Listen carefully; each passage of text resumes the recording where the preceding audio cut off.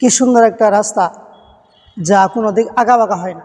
এদিকেও তাকালে দেখেন একবারে সোজা, এদিকেও একবারে সোজা। কাজেই এই সোজা হওয়ার কারণটা কি সেটা কি আপনারা জানেন? তা অবশ্যই আপনাদের জ্ঞাত আছে। সোজা হওয়ার পিছনে অনেকই কারণ আছে। এখানে দৃশ্যটা কিন্তু খুব চমৎকার দৃশ্য।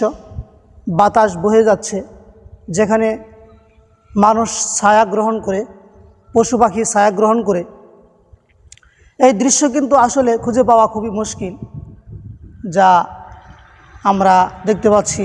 দৃশ্যটা খুবই সুন্দর, বিরাজমান করছে। মৃদু বাতাস বহে যাচ্ছে। ওই পাশেই অপোজিটেই রয়েছে কিন্তু সেই রাস্তা, যে রাস্তা দিয়ে ট্রাক, বাস, বিভিন্ন কিছু যাতায়াত করছে, দেখতে পাচ্ছেন। সেখানেও কিন্তু দৃশ্য খুবই চমৎকার। তো আমি যেখানে দাঁড়িয়ে আছি সেটা হলো রেল লাইন।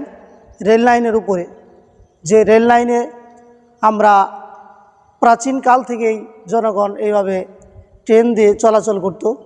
তো এখনও বর্তমানে অনেক মানুষ ট্রেন দিয়ে যাতায়াত করে, সুবিধা অত্যন্ত ভালো। এখন আমি এই পাশে আসছি, এই কোণারেও যদি আমি দেখিয়ে দিই যে এই রাস্তাটা কি চমৎকার দৃশ্য প্রস্ফুটিত হচ্ছে, যা মন প্রাণ আমাদের উজাড় করে দিবে। আমরা যদি এভাবেই আমাদের নিত্য নতুন ভিডিও আপডেট করতে থাকি বা দেখি, অটোমেটিকলি আমাদের মন মেজাজ পরিবর্তন হয়ে যাবে। যেহেতু এগুলো সব কিছুই আল্লাহ রাব্বুল আলামিনের সৃষ্টি, সেই সৃষ্টি জগতের দিকে লক্ষ্য করলে আমরা আসলেই অনেক কিছু বুঝতে পারবো।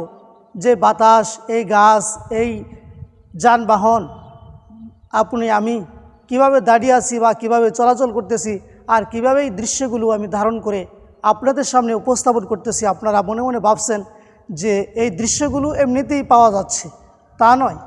এটা ভালো ভালো দৃশ্য দেখার জন্য অনেক কষ্ট করতে হয়। দুর্গম কষ্ট করার পরে তারপরে এগুলো কিন্তু এই দৃশ্য পাওয়া যাচ্ছে।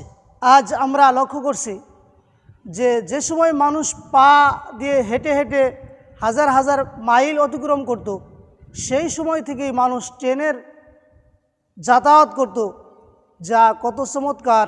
আজকে এই পর্যন্তই, ধন্যবাদ।